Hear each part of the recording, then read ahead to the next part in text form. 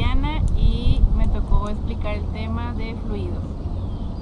La mecánica de los fluidos se divide en dos, que es la densidad y la presión. La densidad es el valor de la densidad de un objeto homogéneo, se obtiene dividiendo la masa de todo el cuerpo entre el volumen que ocupa, y esta es la fórmula. Presión, si F es la unidad de una fuerza ejercida perpendicular a una superficie dada del área A, entonces la presión P es la fuerza dividida entre el área. P es igual a F sobre A, y esto se mide en pascal. La presión se divide en presión hidrostática.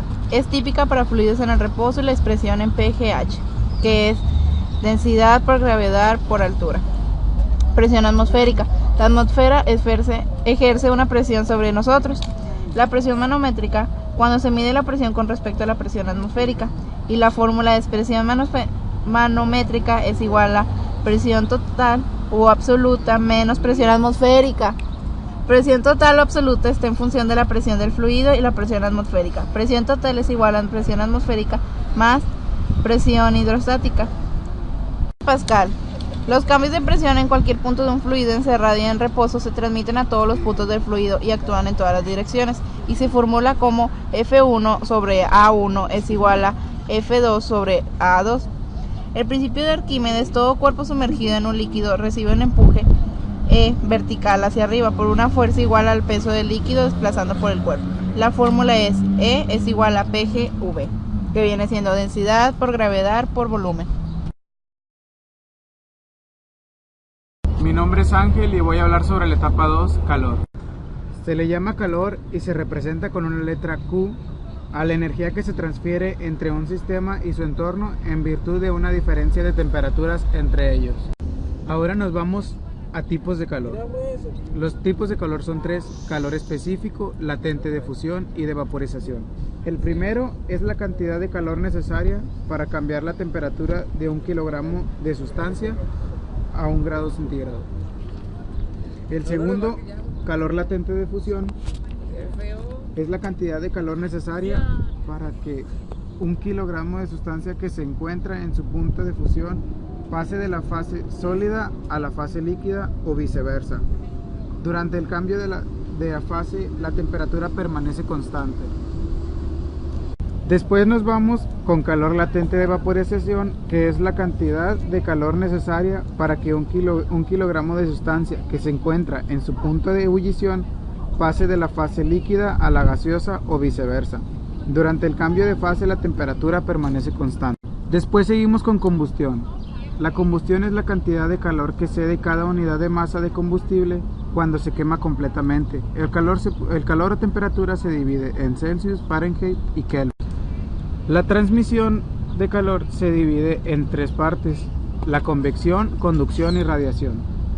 La conducción es la transmisión de calor por contacto molecular que se verifica principalmente en los sólidos. Después seguimos con convección, mecanismo de transmisión de calor debido al desplazamiento del material en virtud de una diferencia de densidades dentro del mismo. Es el mecanismo de transmisión de calor en los fluidos. Y por último, la radiación, mecanismo de transporte de calor mediante ondas electromagnéticas libres que se emiten en forma continua por un cuerpo en virtud de su temperatura. Por último, cerramos el tema con termodinámica. Es el estudio de calor y su transferencia en energía mecánica. Un sistema termodinámico u otro es una cantidad definida de materia encerrada entre límites reales o imaginarios. Cuando hablamos de termodinámica estamos hablando de dos leyes. La primera ley se divide en proceso isobárico, por segundo proceso isocórico, tercero proceso isotérmico y por último proceso adiabático. La segunda ley consta en que el calor no fluye espontáneamente de un cuerpo frío a un cuerpo más caliente. El segundo punto habla sobre que la energía calorífica no puede ser transformada completamente en trabajo mecánico o viceversa. El último punto habla sobre que es imposible construir una máquina que opere con un movimiento perpetuo. Buenas tardes, soy Alejandro y me tocó el tema de electricidad. Carga eléctrica. Los electrones y protones poseen una propiedad llamada carga eléctrica. Los neutrones son eléctricamente neutros porque se carecen de carga eléctrica. A los electrones se les asigna una carga negativa, a los protones una carga positiva. Si un cuerpo pierde electrones, otro cuerpo los gana. Materiales conductores, aislantes y semiconductores. Los materiales se dividen en aislantes, conductores y semiconductores, según sea el movimiento de la carga eléctrica en ellos. Algunos ejemplos sobre los materiales conductores son plata, cobre, aluminio, etc. De los otros que podemos dar ejemplo son de los aislantes, los cuales es germanio y silicio. Ley de Coulomb. La magnitud de la fuerza eléctrica entre dos cargas puntuales es directamente proporcional al producto de las cargas e inversamente proporcional al cuadrado de la distancia que las separa. Campo eléctrico. La magnitud del campo eléctrico en cualquier punto en términos de la fuerza experimentada por una carga positiva pequeña, cuando se coloca en dicho punto, equivale a la fuerza por unidad de carga. Energía potencial eléctrica. La energía potencial eléctrica de una carga en el punto B en relación con el punto A es igual al trabajo efectuado contra las fuerzas eléctricas que se necesitan para llevar la carga de A a B. Corriente eléctrica. Es el flujo de electrones a través de un conductor, es decir, que la corriente fluye cuando un conductor une dos puntos, uno de los cuales es más negativo que el otro, o de regiones más negativas a regiones menos negativas o positivas. Circuito eléctrico. Es un circuito cerrado en el que existe un movimiento de cargas desde un elemento que hace la función de bombear las cargas a través de un conductor. Pasar por un dispositivo que convierte la energía eléctrica en otro tipo de energía, cinética, lumínica, térmica, etc., para luego regresar al sistema de bombeo. Ley de Ohm.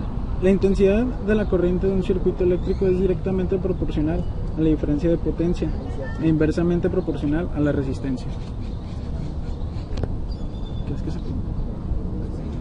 Y finalizamos con este tema de electricidad.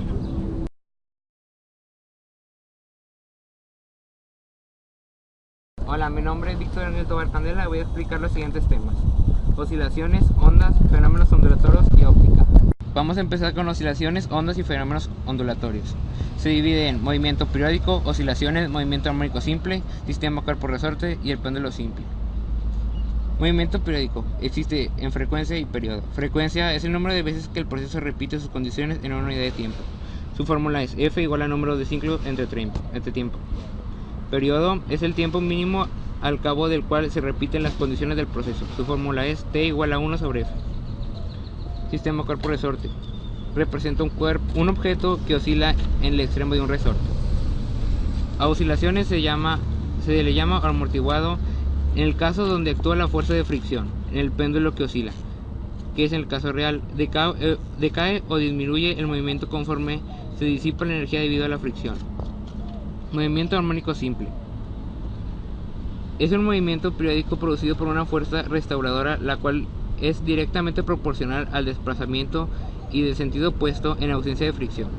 Oscilaciones también se divide en el péndulo simple, que es un sistema constituido por un objeto material llamado lenteja o masa, suspendido de un hilo, que se considera inextensible y sin masa, y sujeto a un punto fijo por uno de sus extremos. Con ondas. Las ondas se dividen en magnitudes y fenómeno ondulatorio.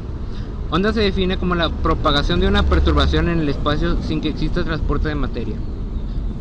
Existen varios tipos de ondas: mecánicas, que son aquellas que necesitan de un medio mecánico para propagarse; transversales, las partículas del medio se mueven en dirección perpendicular a la dirección de propagación de la perturbación; longitudinales,